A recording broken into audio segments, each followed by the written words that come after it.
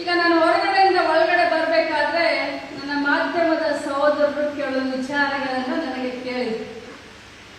ಲಕ್ಷ್ಮೀ ಹೆಬ್ಬಾಳ್ಕರ್ ಅವರು ಮಗ ಸೋತ ಮೇಲೆ ಮೌನ ಆಗಿದ್ದಾರೆ ಅಂತ.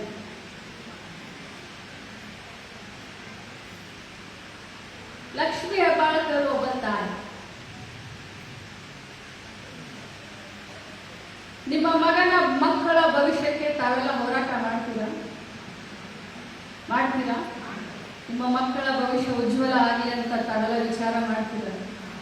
ಯಾರು ವಿಚಾರ ಮಾಡ್ತೀರ? ಕೈ ಎತ್ತಿ. ಒಬ್ರು ಕೂಡ ಕೈ ಕೆಳಗಿದೆಯಲ್ಲ. ಹಾಗಾದ್ರೆ ಲಕ್ಷ್ಮೀ ಹೆಬ್ಬಾಳ್ಕರ್ ಮಗನ ಭವಿಷ್ಯ ಉಜ್ವಲ ಆಗಲಿ ಅಂತ ವಿಚಾರ ಮಾಡೋದು ತಪ್ಪ?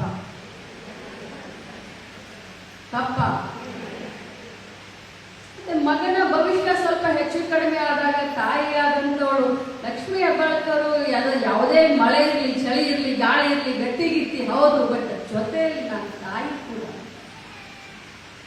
ನಾನು ಒಬ್ಬ ತಾಯಿ. ಮಕ್ಕಳು ಬಿದ್ದಾಗ ಸಂಕಟ ಆಗತ್ತಲ್ಲ, ಆಗ್ಬಾರ್ದು?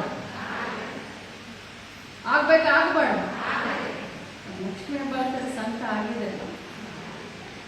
ಆ ಸಂಕಟ ಆಗಿದೆ ಅಂತ ಕೈ ಕಟ್ಟಿ ಕೂತ್ಕೊಳ್ಳುವಂತ ಜಾಯಮಾನ ಕೂಡ ಲಕ್ಷ್ಮೀ ಹೆಬ್ಬಾಳ್ಕರ್ದಿಲ್ಲ. ಆದ್ರೆ ಬಿದ್ದು ನನ್ನ ಮೀಸೆ ಮಣ್ಣಾಗಿಲ್ಲ ಅಂತ ಹೇಳುವಂತ ಬೇಜವಾಬ್ದಾರಿಯ ಹೆಣ್ಮಗಳು ಲಕ್ಷ್ಮೀ ಹೆಬ್ಬಾಳ್ಕರ್ ಅಲ್ಲ. ಸೋಲನ್ನ ಗೆಲುವನ್ನ ಸಮಾನವಾಗಿ ಸ್ವೀಕಾರ ಮಾಡ್ತೀನಿ. ಬಹಳಷ್ಟು ದೂರ ಮುಂದುವರಿಯೋದಿದೆ. ಭವಿಷ್ಯ ಬಹಳಷ್ಟು ದೊಡ್ಡದಿದೆ. ಈಗ ಬರೀ 29 ವಯಸ್ಸಿನ ಮಗ, ಇನ್ನು ಬಹಳ ದೂರ ಹೋಗೋದಿದೆ. ಈಗ ಬಿದ್ದಿದ್ದಾನೆ. ಬಿದ್ದೋನು ಎದ್ದು ನಿಲ್ಲೋದು ಸಹಜ, ಅದೇ ಪ್ರಕೃತಿಯ ನಿಯಮ ಕೂಡ. ಇನ್ನೊಂದು ಮಾತನ್ನ ಕೇಳಿದ್ರು ನಾನು. ಇಲ್ಲೇ ತಾವೆಲ್ಲರೂ ಇದ್ದೀರ.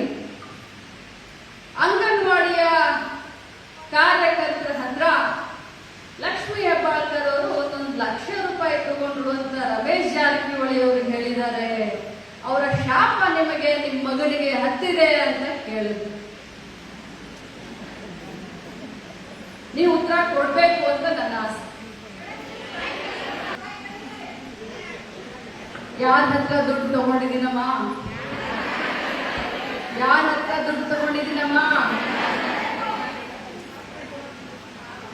ಈ ಲಕ್ಷ್ಮೀ ಹೆಬ್ಬಾಳ್ಕರು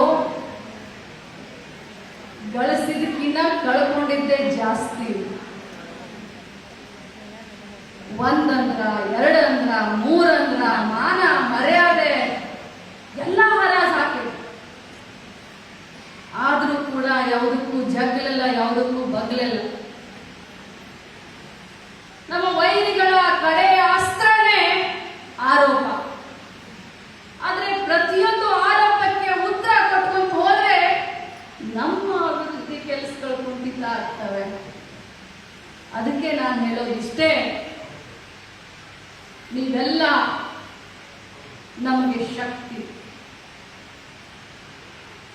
ಇವತ್ತು ನಿಮ್ಮೆಲ್ಲರ ಸಹಕಾರ ಇಲಾಖೆಗೆ ಮುಖ್ಯ.